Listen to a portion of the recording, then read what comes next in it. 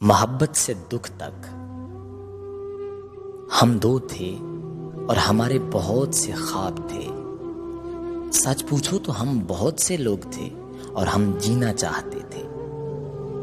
ہم شراب پینے کی تہذیب نہیں جانتے تھے، ہم محبت کی ابجد سے ناآشنا تھے۔ ہم نے بدن کی اٹلس نہیں خریدی، ہمارا لینڈسکیپ ادھورا تھا۔ پہاڑوں میں رنگ بھرنے والی پینسل معلوم نہیں ہمارے بستے سے کب گری، اور ندی نالوں سے پانی نکالنے کا برش پڑے پڑے سوکھ گیا۔ ہم روایت کی ٹکٹکی پر بندھے بالش تھے۔ کمیونسٹ منشور ہمارے ہاتھوں پہ ایگزیما کی طرح دکھ دیتا تھا۔ ہمیں نیکی کا مالی خولیا تھا، گناہ ہمارے ساتھ چلتا تھا سوزاک کے خوف کی طرح۔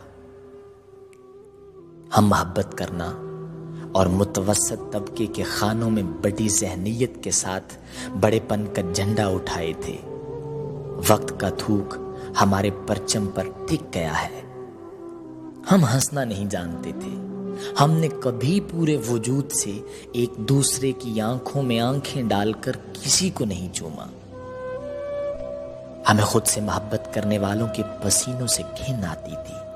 ہم نے پورے سورج کی دھوپ نہیں دیکھی، بارش میں نہانا اور ساحل پہ پرندوں کی طرح اڑنا، لہروں کے سنگ دوسروں کے ننگے پنڈوں سے بے نیاز محبت کی قربت سے زیر جلد تھر تھراہٹ محسوس کرنا، ہمیں اس کی اجازت نہیں مل سکی، اور ہم اجازت کے بغیر جینے کے ڈھنگ سے ناآشنا رہے۔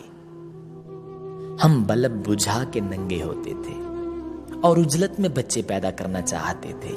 دروازہ کھلتا تو ہم دوسروں پہ تہمتیں تراشتے تھے، بغیر یہ جانے کہ نیکی کیا ہے۔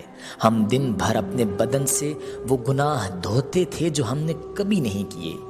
ہمیں گناہ کرنا نہیں آتا تھا، ہم مجرم ٹھہرے۔ پارسائی اور دانش کی چیٹک میں ہم ان کتابوں کے نام اور صفحے دہراتے تھے جو ہم نے کبھی نہیں پڑھی۔ ہمیں لذت سے جھجک تھی، ہمیں ایک دوسرے میں سمو جانے کی کپاہٹ سے خوف آتا تھا۔